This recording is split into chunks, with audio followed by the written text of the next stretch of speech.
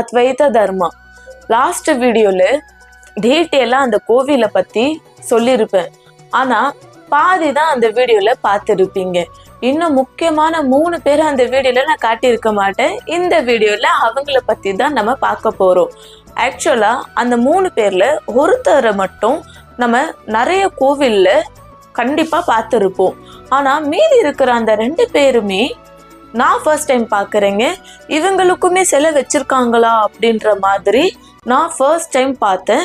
So கண்டிப்பாக இந்த வீடியோவில் நீங்கள் எத்தனை பேர் இவங்களை ஃபர்ஸ்ட் டைம் பார்க்குறீங்கன்னு சொல்லிட்டு கண்டிப்பாக கமெண்ட் பண்ணுறதுக்கு டைம் இருந்தால் கண்டிப்பாக பண்ணுங்கள், நாங்களும் தெரிஞ்சுக்கிறோம்.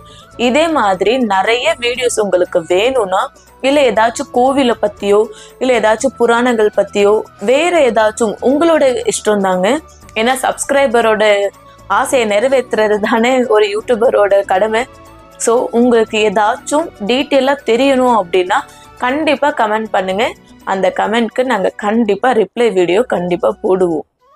இந்த வீடியோவில் நான் அந்த 3 பேரை பற்றி ஒரு வீடியோவை இப்போ ப்ளே பண்ணி காட்டுறேன். ஆக்சுவலாக அந்த வீடியோவோட சேர்த்து இந்த கோவிலோட சிறப்பு அம்சங்களை பற்றி நான் உங்களுக்கு டீட்டெயிலாக எக்ஸ்பிளைன் பண்ணுறதை விட அந்த கோவில்லையே இருக்கிறவர் உங்களுக்கு ரொம்ப தென்னந்தெளிவாக ரொம்ப டீட்டெயிலாகவே உங்களுக்கு எல்லாத்தையுமே எக்ஸ்பிளைன் பண்ணியிருக்காரு. அந்த வீடியோ பார்க்கும்போது நான் அந்த ஆடியோவை அட்டாச் பண்ணிடுறேன். ஸோ உங்களுக்கு அது பார்க்கும்போது நல்லா இருக்கும். அந்த வீடியோ பார்த்துட்டு வாங்க, அதுக்கப்புறமா நம்ம மற்றது எல்லாத்தையும் பேசுவோம். இங்கே வந்து ஃபஸ்ட்டு பெருமாள் வந்து நித்திய கல்யாண பெருமாளாக இருந்தார். அவருக்கு டெய்லி திருக்கல்யாணம் நடந்துட்டு இருந்தது. அப்புறமா மாற்றி சீனிவாச பெருமாள்னு ஆகி பத்மாவதி தாயாரோடு இருக்கார். நம்ம கோவிலில் சிறப்பு அம்சம் 2 இருக்குது. பெருமாளுக்கு திருவள்ளுவரை தவிர அமாவாசையில் எங்கேயும் திருமஞ்சனம் பண்ண மாட்டாங்க. நம்ம கோவிலில் வந்து திருமஞ்சனம் அமாவாசையில் நடக்கும். அமாவாசையில் தேங்காய் மந்திரிச்சு பெருமாளுக்கு திருமஞ்சனம் பண்ணி நிறைய பேருக்கு குழந்தை பாக்கியம் கிடச்சிருக்கு. அதே போல் அமாவாசை தன்வந்திரிக்கு சிறப்பு யாகம் வளர்த்து எண்ணெய் மந்திரிச்சு தருவோம். நோய் நொடி தீர்ந்துருக்கு. நிறைய பேருக்கு கேன்சர் கூட குணமாக இருக்குது, நிறைய பேர் வந்து சொல்லியிருக்காங்க.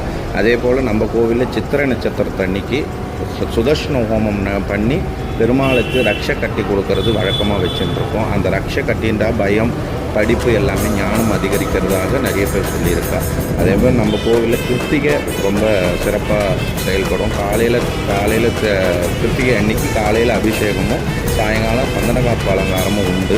நம்ம முருகர் வந்து குழந்தை பாக்கியத்தில் ரொம்ப பேர் பெற்றவர். வேண்டிக்கிறவங்க வேல்மாறல் படிக்கிறவங்க வந்து 16 வாரம் வேல்மாறல் படித்து இழுப்பெண்ணெயில் விளக்கேற்றுறவா எல்லாருக்குமே குழந்தை பாக்கியம் கிடச்சிட்டுருக்கு. இங்கே நம்ம முருகர் அள்ளி கொடுத்துட்டுருக்கார் குழந்தை பாக்கியத்தை. அதேபோல் நவகிரக சாந்தி ஹோமம் அடிக்கடி நம்ம கோவிலில் நடக்கிறது வழக்கமாக இருக்குது. இந்த கோயிலில் சிறப்பு மிக முக்கியமான சிறப்புன்னு பார்த்தீங்கன்னா அமாவாசை அன்னைக்கு நடக்கிற திருமஞ்சனம் தான் சிறப்பு.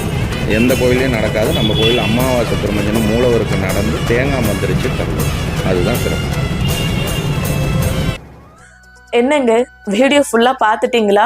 இந்த கோவிலோட சிறப்பு அம்சங்கள் எல்லாத்தையுமே தெளிவாக புரிஞ்சிருக்குன்னு நம்புகிறேன். ஆக்சுவலாக இந்த கோவிலில் ஜெயனும் விஜயனும் இருக்காங்க பார்த்தீங்களா? இவங்க 2 பேருக்குமே சிலை வச்சிருக்காங்கன்னு சொல்லிட்டு இந்த கோவிலில் போய் தாங்க நான் ரொம்ப ஷாக்கிங்காக பார்த்தேன். ஆக்சுவலாக இவங்க 2 பேருக்கு கூட சிலை வைப்பாங்களா அப்படின்ற அளவுக்கு நான் ரொம்ப ஆச்சரியமாக பார்த்தேன். இவங்களோட சிலை வேறு எந்த கோவிலில் இருக்குன்னு சொல்லிட்டு எனக்கு தெரியல. உங்களுக்கு தெரிஞ்சால் கண்டிப்பாக எனக்கு சொல்லுங்கள், நான் கண்டிப்பாக விசிட் பண்ணுறேன்.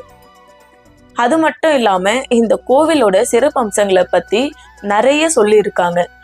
மேபி உங்களுக்கு இந்த கோவில் மேலே நம்பிக்கை இருந்தாலோ இல்லை இந்த வழிபாடு மேலெல்லாம் நம்பிக்கை இருந்தால் கண்டிப்பாக இந்த கோவிலை விசிட் பண்ணுங்க. விசிட் பண்ணுறது மட்டும் இல்லாமல் எல்லா சாமியோட அருளையுமே உங்கள் எல்லாருக்குமே கிடைக்கணும்னு சொல்லிட்டு மகாவிஷ்ணு கிட்ட வேண்டிக்கலாம். அது மட்டும் இல்லாமல் இந்த கோவிலில் எத்தனை சாமி இங்கே இருக்காங்கன்னு சொல்லிட்டு பார்த்தீங்க இல்லையா? அப்போ எவ்வளோ ஆச்சரியமான விஷயம். இந்த கோவிலுக்கு நாங்கள் விசிட் பண்ணுறதுக்கு ரீசன் மாங்கனி விநாயகர் கோயில். ஆக்சுவலாக ஸ்டார்டிங் என்ட்ரன்ஸ்லேயே மாங்கனி விநாயகர் தான் வச்சிருக்காங்க. அந்த விநாயகருக்கு அன்னைக்கு சங்கட சதுர்த்தி. ஸோ அங்கே பார்க்க போகிற போது தான் மேபி நான் உங்களுக்கு ஃபஸ்ட்டு சொல்லியிருப்பேன், இஸ்கான் டெம்பிளுக்கு போயிட்டு வர வழியில தான் ஸ்ரீகிருஷ்ணர் டெம்பிளை பார்த்தோன்னு.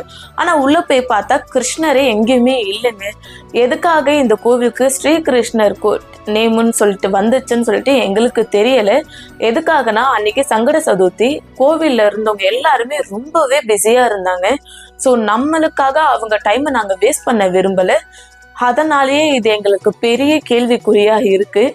மேபி இந்த கோவிலில் இருக்கிறவங்க இந்த வீடியோவை பார்த்தா கண்டிப்பாக எதுக்காக ஸ்ரீகிருஷ்ணர்னு சொல்லிட்டு இந்த டெம்பிளுக்கு நேம் வச்சுருக்கீங்கன்னு எங்களுக்கு கமெண்ட்டில் சொல்லுங்கள், நாங்கள் தெரிஞ்சுக்கிறோம். அது மட்டும் இல்லாமல் மற்றவங்க எல்லாருமே தெரிஞ்சுப்போங்க. இந்த வீடியோ எடுக்கிறதுக்கு எங்களுக்கு அனுமதி கொடுத்து அந்த கோவிலோட இன்சார்ஜில் இருந்து அந்த கோவிலில் ஒர்க் பண்ணுற எல்லாருக்குமே எங்கள் மனமார்ந்த நன்றியை நாங்கள் தெரிவிச்சுக்கிறோம். இந்த வீடியோ மூலியமா உங்கள் கோவிலை பற்றியுமே, அதாவது அனைத்து கடவுள் பற்றியுமே எல்லாருமே தெரிஞ்சுக்கணும்னு சொல்லிட்டு நாங்கள் ஆசைப்பட்டோம். அது இன்னைக்கு நிறைவேறி இருக்கு. கொஞ்சம் டிலே ஆனதுக்கு எங்களை தயவு செஞ்சு மன்னிச்சிடுங்க. இதே மாதிரி நிறைய வீடியோஸ் உங்களுக்கு நாங்கள் அடுத்தடுத்துன்னு சொல்லிட்டு ரொம்பவே அழகாக எங்களால் முடிஞ்ச வரைக்கும் எங்களோட பெஸ்ட்டை உங்களுக்கு நாங்கள் கண்டிப்பாக கொடுக்குறோம். அடுத்த வீடியோவில் அடுத்த கண்டென்ட்டை பற்றி நான் உங்களுக்கு தெளிவாக எடுத்துகிட்டு வந்து தரேங்க. அத்வைத தர்மா.